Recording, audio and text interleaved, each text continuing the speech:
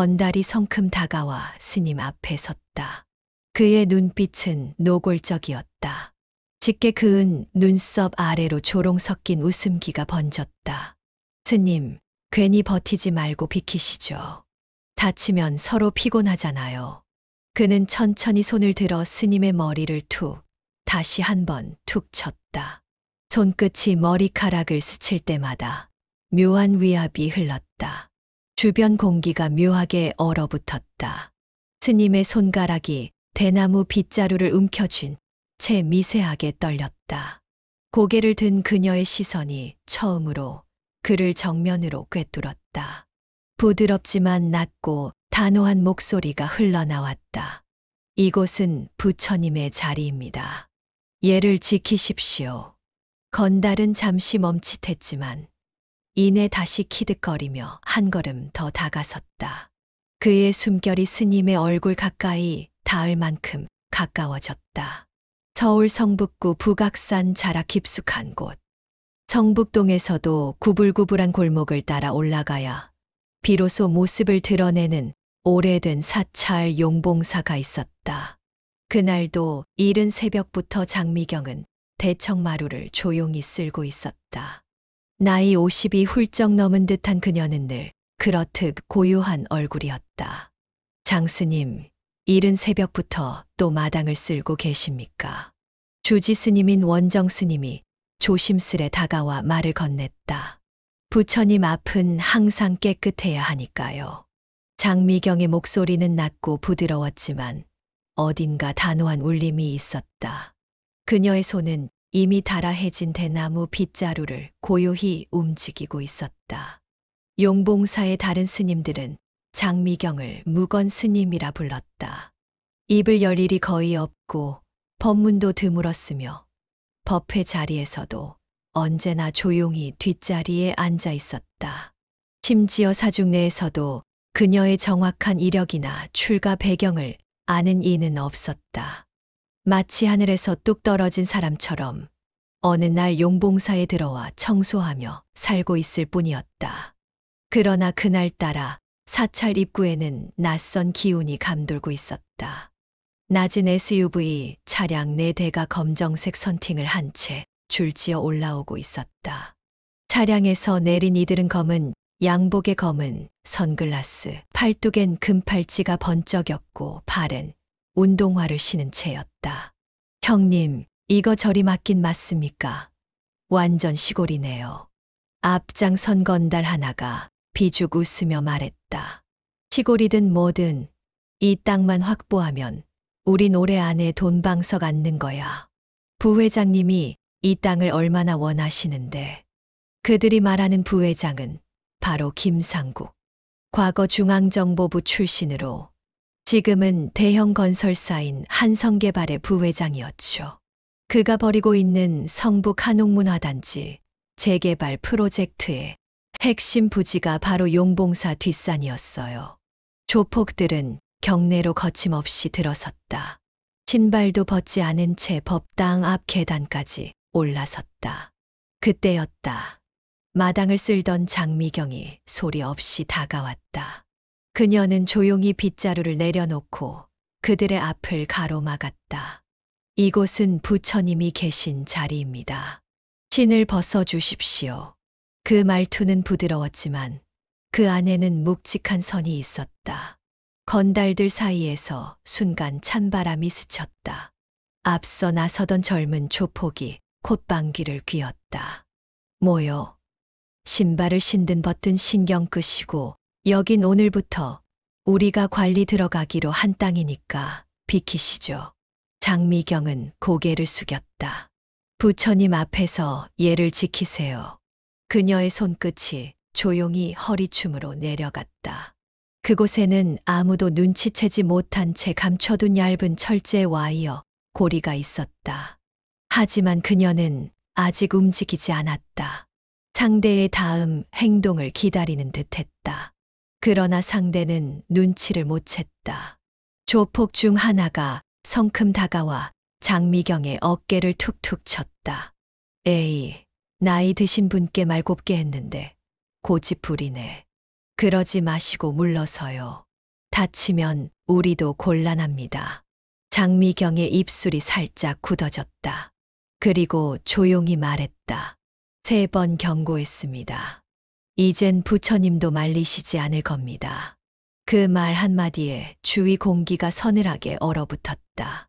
조폭들마저 잠시 머뭇거렸다. 마치 보통 스님이 아님을 본능적으로 감지하는 듯했다. 형님, 이 사람 뭔가 이상한데요. 그러나 대장은 이를 비웃듯 말했다. 뭘 겁먹어. 스님이 뭐 한다고. 밀어.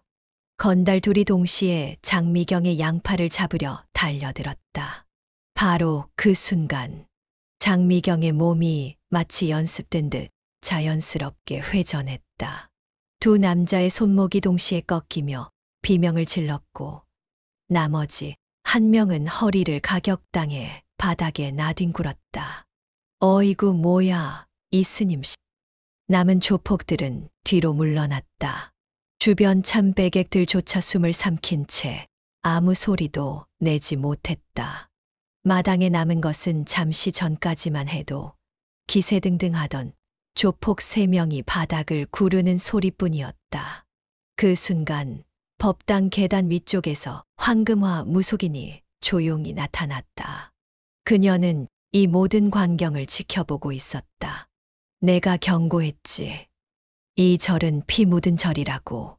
저 스님은, 아니, 저 사람은 부처의 사람만이 아니야. 조폭 대장은 이를 갈며 투덜댔다. 부회장님께 바로 보고해야겠다. SUV 차량이 굉음을 내며 사찰을 빠져나갔다. 장미경은 그저 묵묵히 빗자루를 다시 들어 올렸다. 쓰러진 건달들이 흘린 먼지를 다시 쓸어 담듯 천천히 움직였다. 멀찍이서 이를 바라보던 주지 원정 스님이 가까이 다가왔다. 장스님, 오늘은 사찰을 지켜주셨군요. 장미경은 고개를 들지 않은 채 낮게 속삭였다.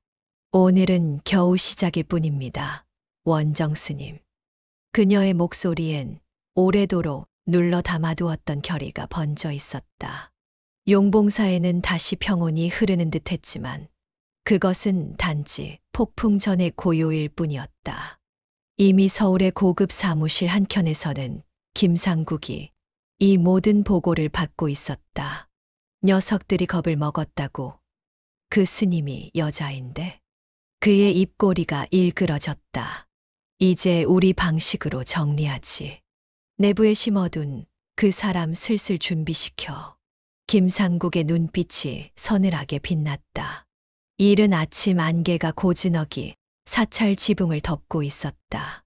장미경은 언제나처럼 새벽 예불을 마친 뒤 대청 마루를 닦고 있었다.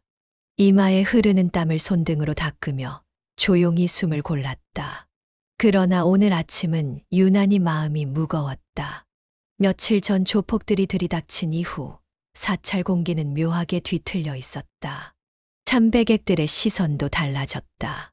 그 전까지는 그저 묵묵히 청소하는 스님으로만 여겼던 그녀를 슬며시 곁눈질하는 이들이 늘어났다. 심지어 원정 주지 스님조차 며칠째 말을 아끼고 있었다. 장 스님, 혹시라도 무슨 어려운 일 있거든 언제든 말씀하세요. 주지가 머뭇거리며 말을 꺼냈을 때 장미경은 조용히 고개를 끄덕였다. 염려 마십시오. 제가 지킬 것은 지키겠습니다. 그녀는 더 이상 말을 하지 않았다. 입술 끝에 번지는 단호함 속엔 수십 년간 훈련된 절제와 결단이 담겨 있었다. 그날 저녁 장미경은 방 안 조그마한 책상 서랍을 열었다. 오래된 가죽 수첩 하나가 손에 들어왔다. 그것은 그녀의 과거이자 아직 끝나지 않은 싸움의 기록이었다. 수첩 첫 장엔 이렇게 적혀 있었다. 작전명, 청풍, 담당 요원 장미경, 암호명 철란.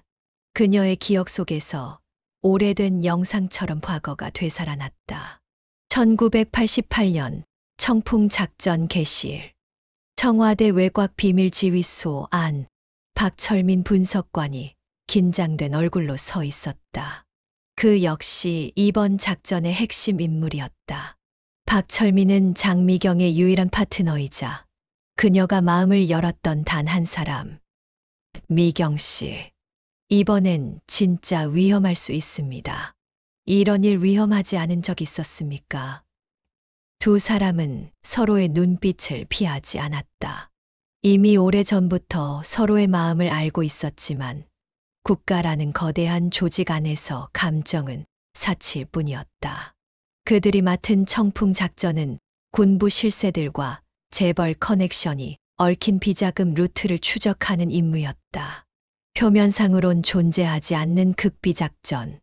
그 한복판에 김상국이라는 이름이 있었다. 중앙정보부, 보안사, 재벌, 청와대까지 다 엮여 있죠. 박철민의 목소리는 무거웠다. 그러니 이번이 마지막 기회일 수도 있어요. 우리가 실패하면 모든 게 영영 덮입니다. 그러나 함정은 치밀하게 짜여 있었다. 그날 밤 장미경과 박철민 그리고 4명의 특수요원들은 비밀 접선 장소로 향했다. 그러나 도착하자마자 매복조가 그들을 덮쳤다. 이게 어떻게 된 거야? 박철민의 외침이 들릴 틈도 없이 총성이 터졌다. 동료들은 순식간에 쓰러졌다. 장미경은 단 몇 초 사이에 몸을 낮추고 골목 어귀로 파고들었다. 하지만 박철민은 끝내 붙잡히고 말았다. 미경 씨, 도망쳐. 박철민의 절규가 마지막으로 들렸다. 그날 이후 장미경은 사라졌다. 보안사 내부 보고서엔 이렇게 기록됐다. 천란 작전요원 사망. 시신 확인 불가. 임시 실종 처리 후 기록 말소. 조직은 아주 능숙하게 그녀의 존재를 없앴다. 조직의 실패는 언제나 말단 요원의 죽음으로 덮였다. 살아남은 그녀는 완전히 새로운 이름으로 신분을 갈아타고 성북구 외곽 용봉사로 숨어들었다. 스님이라는 옷을 입은 채 침묵으로 과거를 봉인하며 살아온 지 15년. 하지만 김상국은 여전히 살아남아 재벌과 정치권을 장악했다.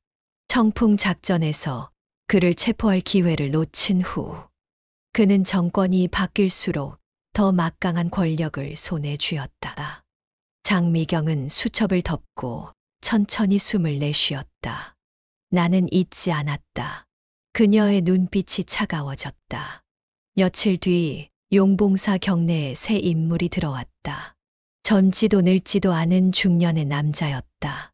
스님 법복을 입었지만 눈빛엔 어딘가 군인의 냄새가 묻어 있었다.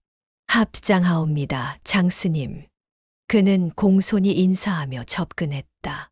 이번에 새로 관리 맡게 된 이재문입니다. 부족하지만 잘 부탁드립니다. 장미경은 그 이름을 듣는 순간 머리가 맑아졌다. 이재문. 보안사 시절 중앙정보부 협조요원 출신. 청풍 작전 당시 배후의 내부 밀고자로 지목되던 자. 그가 여기에 나타났다고? 장미경은 속으로 심호흡을 했다. 표정 하나 변하지 않은 채 가볍게 합장으로 답했다. 잘 부탁드립니다. 이재문은 미세하게 웃음을 지었다. 여기 공기가 참 맑습니다. 뒷산 개발되면 관광객도 더 몰릴 텐데요. 덕분에 절 운영도 풍족해질 겁니다. 장미경은 대답하지 않았다. 그는 노골적으로 개발을 운운하며 장미경의 반응을 살폈다. 그런데 장스님, 조폭들과 다툼이 있었다고 들었습니다. 혹시 다치신 데는 없으십니까? 장미경은 빙근 미소만 지었다. 다친 곳은 없습니다. 다만 절에는 시끄러운 발자국이 어울리지 않을 뿐이지요. 이재문은 미세하게 인상을 찌푸렸다. 분명히 숨겨진 칼날이 느껴졌다. 그날 밤 장미경은 몰래 용봉사 뒷산 철문 앞에 섰다. 수십 년 전 이곳 지하 벙커에 비자금 리스트와 청풍 작전 기록을 숨겨두었다. 그리고 그 존재를 아는 이는 이제 그녀뿐이었다. 철문 손잡이에 손을 올리려는데 문득 발소리가 들렸다. 오랜만입니다. 장미경 요원. 낯익은 목소리. 등 뒤에서 들려온 그 목소리에 장미경은 천천히 돌아섰다. 박철민 당신이 살아있었군요. 수십 년 만에 다시 마주친 두 사람. 눈빛만으로도 설명할 수 없는 시간의 무게가 교차했다. 박철민의 얼굴엔 복잡한 감정이 교차했다. 이제 이 싸움, 우리 둘이 다시 끝내야 합니다. 장미경은 조용히 고개를 끄덕였다. 이제 침묵은 끝나려 하고 있었다. 새벽 공기가 싸늘했다. 용봉사 경내를 감싸는 안개는 마치 피어오르는 한숨처럼 흐릿하게 퍼지고 있었다. 장미경은 평소처럼 마당을 쓸고 있었다. 빗자루질 하나하나가 마치 명상 같았다. 그러나 그녀의 손끝은 미세하게 떨리고 있었다. 오늘 무언가 일이 벌어질 것이란 걸 이미 감지하고 있었다. 장스님, 요즘 밤마다 불청객들이 몰래 기웃거리는 것 같습니다. 원정 주지 스님이 조용히 말을 건넸다. 그의 목소리에는 걱정이 묻어 있었다. 염려 마십시오, 주지 스님. 곧 잠잠해질 겁니다. 장미경의 목소리는 여전히 낮고 차분했다. 하지만 그녀의 내면 깊은 곳에서는 전투 본능이 천천히 고개를 들고 있었다. 그날 저녁 사찰 입구에 낯선 차량들이 줄지어 섰다. 검정색 SUV 4대. 차문이 열리자 건장한 남자들이 하나둘 모습을 드러냈다. 조폭 복장이 아닌 노련한 용역 특유의 밀리터리 풍 복장이었다. 일반 조폭과는 차원이 다른 움직임이었다. 저게 바로 부회장님이 급히 보내신 전문 인력들이야. 뒤따라온 황금팔찌 조폭이 흐뭇한 표정으로 중얼거렸다. 이번엔 확실하게 끝내고 가자. 그 스님이 뭔가 숨기고 있다는 거 부회장님도 눈치채셨다니까. 그들의 선두에는 지난번 등장했던 이재문이 나섰다. 그는 이제 스님 법복을 벗고 본래 정체로 돌아가 있었다. 중앙정보부 시절 신문 전문가였던 이재문은 여전히 차분했다. 목표는 단순하다. 스님 하나 제압하고 지하 입구만 확보하면 된다. 그가 짧게 명령을 내렸다. 경내는 고요했다. 저녁 예불을 마친 스님들은 이미 각자의 선방으로 들어간 상태였다. 몇몇 참배객들만 향을 피운 채 고요히 기도 중이었다. 그러나 이 조용함은 오래가지 않았다. 첫 번째 무리는 뒷마당 담장을 넘어 침투했다. 두 번째 무리는 법당 후문으로 조심스럽게 진입했다. 셋째는 지하 벙커 입구를 탐색하고 있었다. 이들은 모두 소음기를 장착한 권총과 전기 충격봉, 특수 장비를 소지하고 있었다. 하지만 장미경은 이미 움직이고 있었다. 법당 뒤편 목재 창고에 숨어 있던 장미경은 쭈그린 자세로 용역들의 동선을 관찰했다. 발걸음 소리, 조심스러운 숨소리, 장비의 미세한 쇠소리까지 그녀는 완벽히 감지하고 있었다. 내가 지난 15년 동안 무엇을 위해 살았을 것 같은가. 장미경의 눈빛이 날카롭게 번뜩였다. 그녀는 스님 법복 안에 숨겨둔 얇은 와이어 고리를 손에 감았다. 그것은 과거 보안사 심리전부대가 급소제압 훈련에서 자주 사용하던 장비였다. 첫 번째 표적은 뒷마당 쪽 침투조였다. 장미경은 담장 뒤 어둠 속에서 조용히 다가갔다. 2명의 용역이 나란히 걷고 있었다. 한 명이 담장 아래 지하 입구를 손전등으로 비추고 있었다. 그 순간 장미경이 그림자처럼 튀어나왔다. 와이어 고리가 빠르게 상대 목에 걸렸고 한 손으로 입을 막으며 몸 전체를 밀어 눌렀다.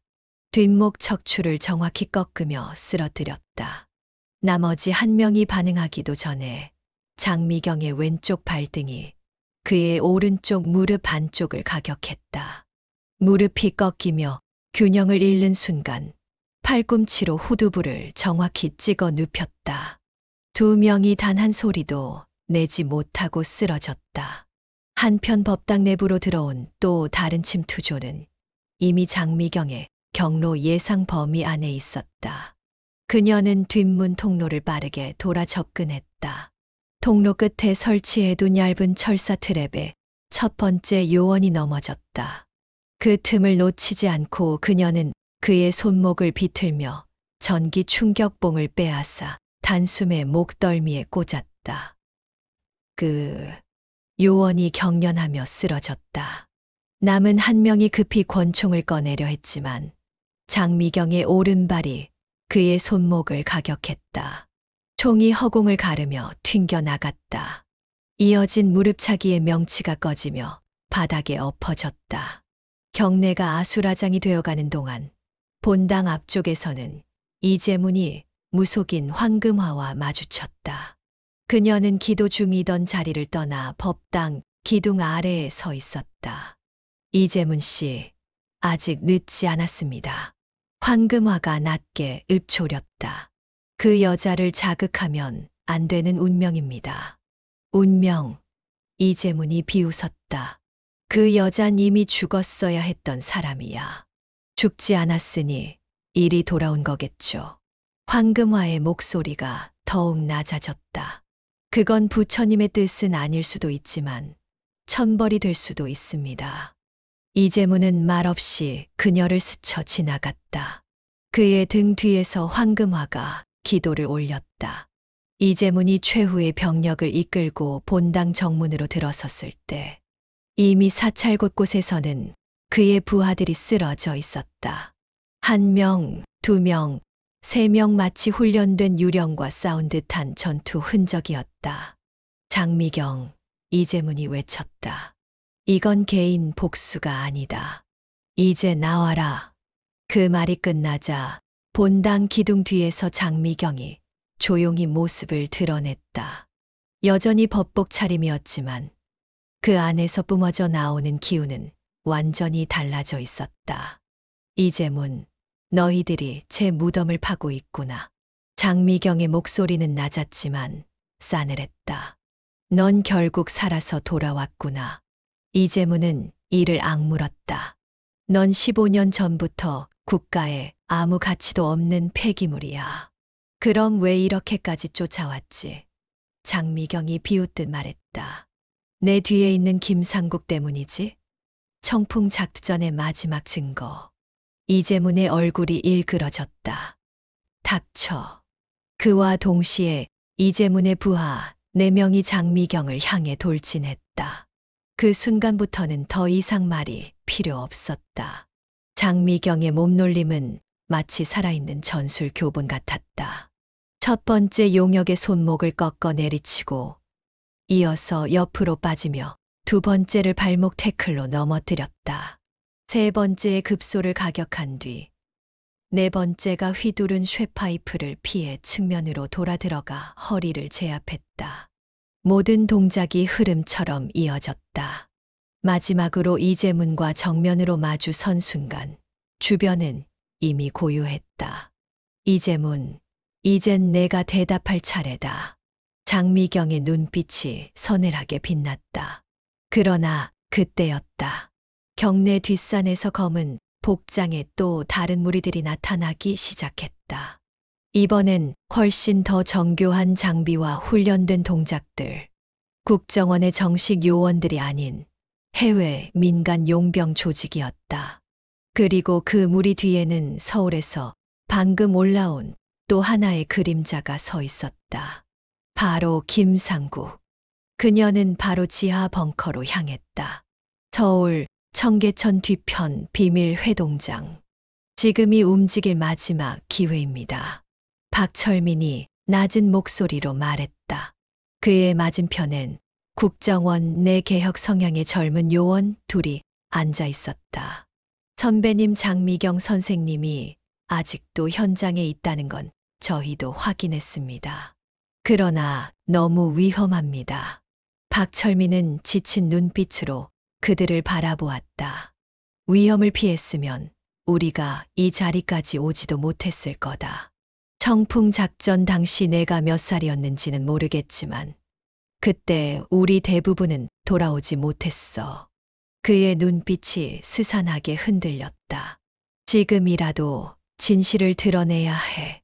그렇지 않으면 김상국과 그 윗선은 영원히 면죄부를 받게 될 거다.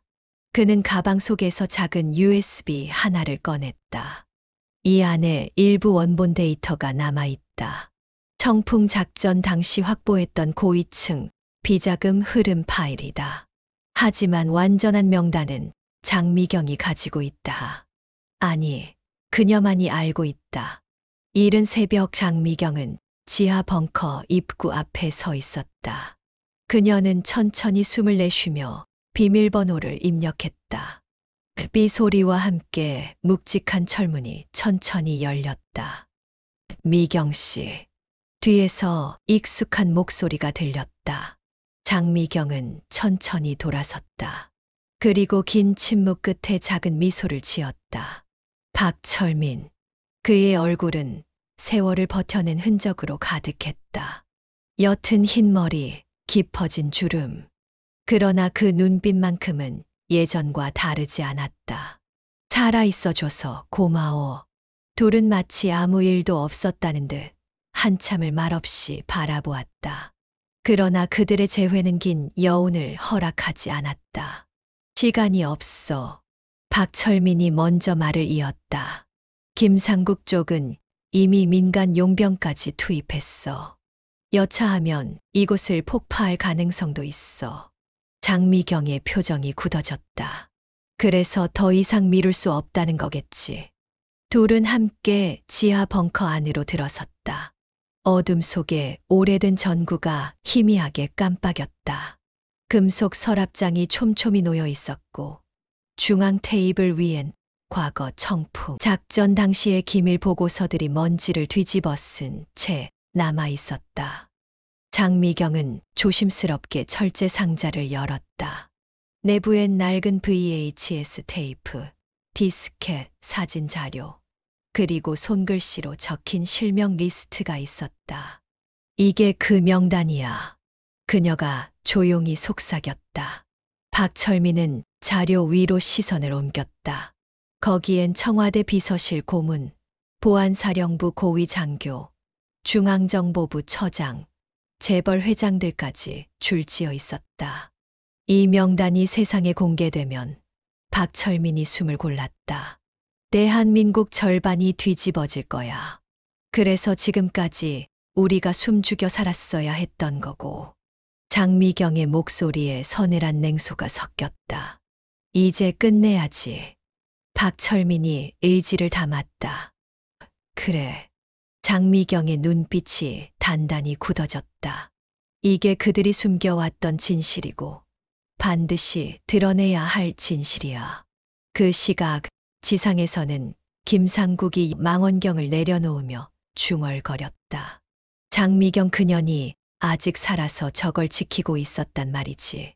그 옆엔 이재문이 헛웃음을 지으며 고개를 끄덕였다. 부회장님, 이제 슬슬 땅 파내겠습니다.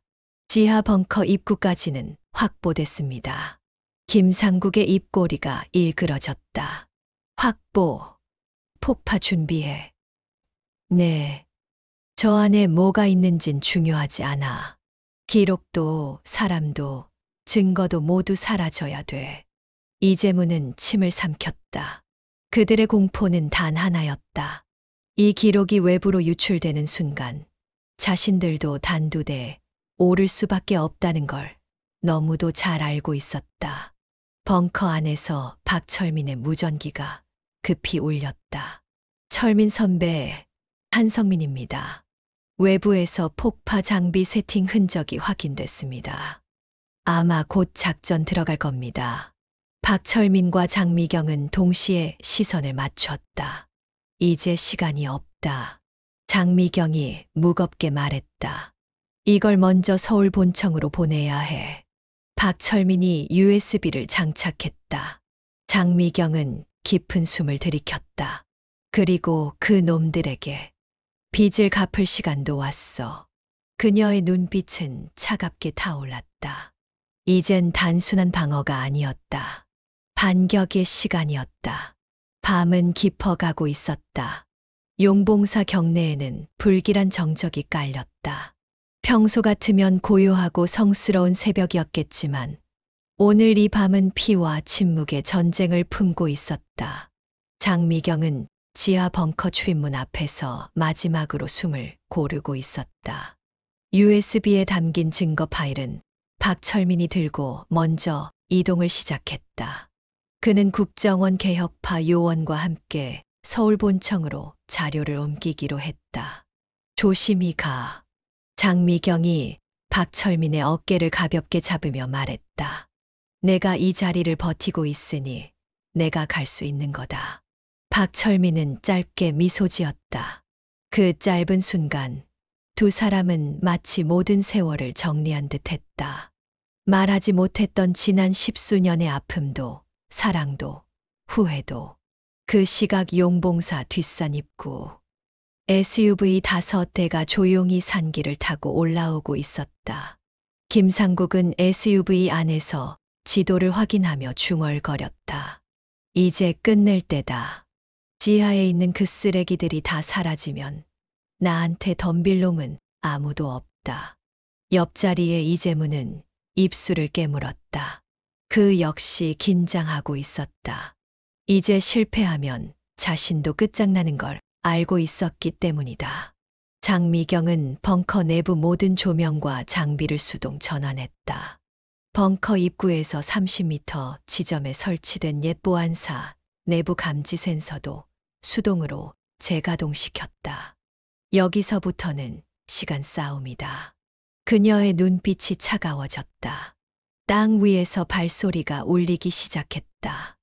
용병팀이 경내를 완전히 장악하며 내려오기 시작했다.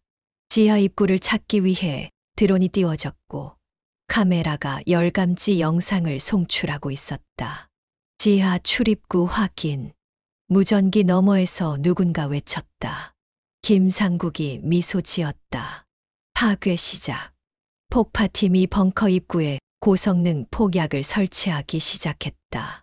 그러나 그때였다. 철문 뒤편에서 무언가가 움직였다. 장미경은 유연하게 빗장을 열고 밖으로 나섰다. 그녀의 손엔 과거 특수요원 시절 사용하던 실전 근접 격투 장비가 들려 있었다. 짧고 두꺼운 폴리머 삼봉, 미니 와이어 갈고리, 그리고 소형 섬광탄. 스님이다. 사살 허가. 용병 셋이 동시에 총을 들었지만 장미경은 이미 측면으로 빠져 있었다.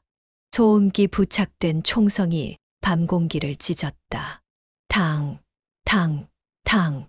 그러나 아무것도 맞추지 못했다. 장미경은 단숨에 첫 번째 요원의 팔꿈치를 꺾어 총을 떨어뜨렸고 두 번째 용병의 복부를 찔러 호흡을 빼앗았다. 세 번째 용병이 당황하며 전진하자 그녀는 몸을 낮추며 다리를 쳐 넘어뜨렸다. 그리고 재빠르게 삼봉으로 측두부를 가격했다. 모든 게 5초도 걸리지 않았다. 그 시각 벙커 안. 남은 폭파팀은 아직 장미경의 위치를 모르고 있었다. 그들은 철문 폭파 준비를 마무리하며 최후 통신을 하고 있었다. 복약 설치 완료. 3분 카운트다운 진입합니다. 그러나 그 순간 바닥 배수구 틈에서 길쭉한 실린더 하나가 굴러 들어왔다. 섬광탄이다. 펑. 강렬한 섬광과 함께 폭발음이 터졌다. 폭파팀 3명이 눈을 감싸며 쓰러졌다. 그 사이 장미경이 그림자처럼 미끄러져 들어왔다. 첫 번째 요원의 후두를 가격하고 두 번째의 손목에서 기폭기를 빼앗았다. 장미경은 폭파 장비의 메인 스위치를 분해했다. 김상국은 현장 보고를 받으며 이를 갈았다. 왜 아직 터지지 않는 거야? 이재문이 얼굴을 굳혔다. 그 여자가 예상보다 훨씬 노련합니다. 부회장님, 이 상태로는 우리가 위험합니다. 김상국은 SUV 문을 거칠게 밀치고 내렸다. 직접 간다. 한편 서울 국정원 본청에서는 박철민이 USB 파일을 개봉하고 있었다. 국정원 고위 개혁파 요원들은 경악을 금치 못했다.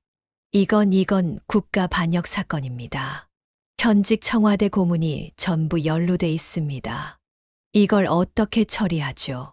박철민은 담담히 말했다. 이제 국회를 열어야죠. 언론도 움직일 겁니다. 그 시각 김상국은 지하 입구로 향하고 있었다. 그의 눈빛은 광기에 젖어 있었다. 장미경, 나와라. 네가 뭐 하나라도 지킬 수 있을 거라 생각하냐? 그 소리에 장미경이 천천히 모습을 드러냈다. 내가 두려워하는 건 증거가 아니야. 내 과거야. 장미경의 목소리는 담담했지만 그 안에 담긴 결의는 칼날처럼 날카로웠다. 내가 지금까지 권력을 쥔 건 은폐 덕분이었다. 하지만 이젠 드러났어. 김상국은 총을 꺼내 들었다. 그래, 이게 끝이다. 당. 총성이 울렸다. 그러나 동시에 섬광탄이 폭발하며 김상국의 조준이 어긋났다. 장미경은 몸을 굴리며 그의 팔목을 꺾어 총을 떨어뜨렸다. 이재문이 뒤에서 총을 겨누며 외쳤다. 멈춰, 둘 다 끝내버릴 수 있어. 그러나 그 순간 뒤편숲에서 박철민과 국정원 특수팀이 나타났다. 총 내려. 이재문은 뒤늦게 깨달았다. 덫에 걸린 건 자기 자신이라는 걸. 국정원 특수팀이 김상국과 이재문을 체포하며 현장을 정리하기 시작했다. 장미경과 박철민은 무너진 벙커 입구 앞에 나란히 서 있었다. 박철민이 말했다. 이제 정말 끝났어. 장미경은 조용히 고개를 저었다. 아니, 이제 겨우 시작이지. 그녀의 눈빛엔 처음으로 가벼운 웃음이 떠올랐다. 서울 종로, 국회 청문회장. 수십 대의 카메라가 반짝거리고 기자들의 플래시가 번쩍였다. 방송국 생중계 화면에는 굵은 자막이 떴다. 청풍 작전 부패 커넥션 청문회 생중계. 청문회 위원장의 목소리가 웅장하게 울려 퍼졌다. 이 사건은 단순한 개발 비리가 아닙니다. 청풍 작전 당시 내부 배신과 권력 유착, 국가기관의 조직적 은폐, 그리고 청와대 직속 고위 라인까지 연루된 대형 국정농단 사건입니다. 국정원 본청에서 넘겨받은 USB 파일과 지하 벙커에서 복구된 원본 자료들은 모두 복사되어 청문회장 테이블 위에 가지런히 놓여 있었다. 김상국은 구속된 상태로 청문회장 증인석에 앉아 있었다. 그의 얼굴엔 끝내 오만한 미소가 떠나지 않았다. 나는 국가의 명령을 따랐을 뿐입니다. 그 당시 그게 내 임무였습니다. 하지만 청문위원 중 한 명이 단호하게 외쳤다. 그 국가란 이름 뒤에 숨어 수많은 사람들의 목숨을 희생시키고 비자금으로 사리사욕을 채운 건 도대체 누굽니까? 플래시가 연이어 터졌다. 김상국은 더 이상 대답하지 못했다. 이재문 역시 증인석에 앉아 고개를 숙이고 있었다. 배신자로 지목된 그는 모든 범죄 사실을 자백했다. 장미경 요원과 동료들은 청풍 작전 당시 정당한 임무를 수행 중이었습니다. 그러나 윗선으로부터 우리는 내부 고발자들을 제거하라는 명령을 받았습니다. 그것이 함정이었고 전 그 배신에 가담했습니다. 그의 목소리는 떨렸고 증언 도중 여러 번 말을 잊지 못했다. 박철민은 국정원 내부 특별조사단장 자격으로 출석했다. 우린 이제 진실을 드러냈습니다. 하지만 이 사건은 단순히 과거의 부패만이 아닙니다. 여전히 뿌리가 남아 있습니다. 권력이 침묵 속에 존재할 때 반드시 다시 시작됩니다. 청문회장의 공기가 숙연해졌다. 그리고 그 자리에 장미경은 조용히 방청석에 앉아 있었다. 승복을 입은 채 고요히 손을 모으고 있었다. 그녀는 세상의 중심에서 벗어난 이 공간의 구석에서 모든 것을 지켜보고 있었다. 나는 증언하지 않는다. 이미 기록이 모든 것을 말해주고 있으니까. 그것이 장미경의 결심이었다. 며칠 뒤, 김상국은 전직 고위 공직자와 재벌 총수들과 함께 기소됐다. 전국 언론이 연일 그들의 이름을 다루었다. 부패 사슬은 순식간에 무너져 내렸다. 국정원의 개혁파 요원들은 장미경을 비공식적으로 초대했다. 철난 요원 장미경 선배님. 젊은 요원이 입을 열었다. 지금부터라도 복귀하시면 어떻습니까? 저희에겐 선배님의 경험과 원칙이 필요합니다. 하지만 장미경은 부드럽게 웃으며 말했다. 이제 제 임무는 끝났습니다. 나는 다시 돌아가지 않습니다. 박철민이 조용히 고개를 끄덕였다. 당신은 누구보다 오래 버텼어. 이제 있고 싶은 자리로 돌아가도 돼. 장미경은 창밖을 바라보았다. 맑은 햇살이 성북동 골목을 비추고 있었다. 용봉사 경내에는 언제나처럼 고요한 새벽이 찾아왔다. 장미경은 다시 마당을 쓸고 있었다. 빗자루질 하나하나에 묵직한 평온이 깃들어 있는 듯 했다. 마당 한켠에는 작은 표지석이 새로 세워져 있었다. 침묵은 약함이 아니다. 지켜내는 싸움도 존재한다. 스님들뿐 아니라 이젠 참배객, 기자, 심지어 국정원 요원들도 조용히 이 표지석 앞에 고개를 숙이고 갔다. 그날 아침 박철민이 잠시 저를 찾았다. 두 사람은 나란히 앉아 조용히 차를 마셨다. 서울은 이제 좀 조용해졌어. 장미경이 물었다. 박철민은 빙긋 미소 지었다. 조용해진 게 아니라 이제 다시 시작하는 중이지. 그래도 최소한 숨겨진 진실은 드러났으니까. 장미경은 차를 한 모금 머금으며 고개를 끄덕였다. 국가는 우리를 버렸지만 우린 끝까지 국가를 버리지 않았구나. 박철민은 깊은 숨을 내쉬었다. 그래. 그래서 결국 우리가 이긴 거다. 둘은 한동안 말없이 맑은 하늘을 바라보았다. 용봉사 마당 구석, 어린 소년이 쓰레받기를 들고 장미경 곁에 다가왔다. 스님, 저도 같이 쓸어요. 장미경은 미소 지었다. 그래. 부처님 앞은 늘 깨끗해야 하거든. 소년은 해맑게 고개를 끄덕이며 함께 빗자루를 움직였다. 그 모습을 바라보며 장미경의 눈빛이 잠시 흔들렸다. 이 아이들은 아무것도 모른다. 그래서 지켜야 한다. 그녀의 빗자루는 오늘도 묵묵히 먼지를 털어냈다.